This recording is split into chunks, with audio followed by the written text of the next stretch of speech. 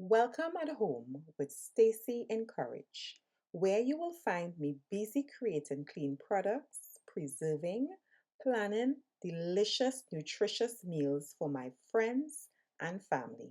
Believe it or not, guys, canning season is over for me, finally, and I have so much videos to bring for you.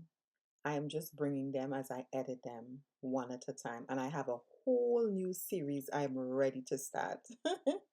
So you guys are going to be seeing more frequent videos from me because I want to get these videos out to be able to bring the fall series. Bread and butter pickle. This is another simple, easy canning recipe. It pairs really well with hamburgers as well as eaten as is. And I find it makes a really good gift.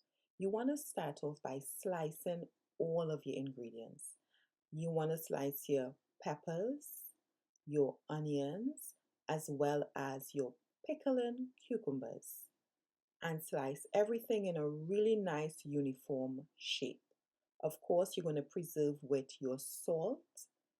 It looks like a lot of salt, but because it's preserving, you do want to add a lot of salt. And you're going to mix everything together. Make sure all of the salt is well incorporated into the mixture, very important. Salt is a preservative, and it also helps the cucumbers release that extra liquid. So it's doing two jobs in this process. So make sure it's nice and mixed. And once it's really nice and mixed, you want to cover it well, very important again. And we are going to chill this for about 3 to 4 hours. If you go over, no problem. The brine is where the magic happens. We are using apple cider vinegar to add that tangy sweet flavor. You can go ahead and drain this if you like, it's totally up to you. I am adding some white mustard seed. I'm also adding some dried turmeric. These are turmeric I dried myself, so it's very flavorful. I'm also adding some of my hot pepper blend. You can go ahead and add black pepper, or you can skip this step completely. I'm also adding some celery seed, very potent, add a lot of flavor to this brine. And I'm going to ground some fresh clove. I love using a lot of seeds. I find the flavor tends to be more potent. And once you crack that seed, that's when the flavor, in my opinion, erupts. So once it's ground, when it's been on the shelf, the flavor starts to break down and it's not as potent. But when you crack the seed, you get that burst of flavor. I am adding my sugar and lightly stirring.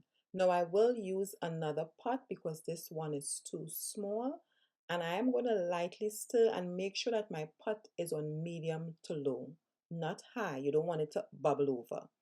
We are going to cover this and let it simmer for about 15 minutes on the stove, and then we're going to turn off the stove and set it aside. 20 minutes before your pickle is ready, you want to start sterilizing your jars, and you want to reheat your brine on the stove so everything is nice and hot. And 4 hours later, you want to start to put everything together. You can do 3 hours as well, totally fine. So I'm removing my jars from the stove and my lids. I am draining the water from my cucumbers. I don't want to add that excess water. Very important. And then I'm ladling in the pickles into each jars, and I'm just pushing it down lightly. You don't want to overcrowd your jars, but we are working with about a 1 inch headspace. We do want to leave room. And now we are ladling in that delicious, flavorful, tangy, sweet brine into each of our jars. Hot jars, hot brine. Okay, this is a water bath, or in my case, a steam bath. I love steam canning. I find it is the best. I have no problem for the time that I've been using it. Now you want to remove any air pockets that you may have by just pushing it down and just making sure that it you don't run into spoilage because of air bubbles.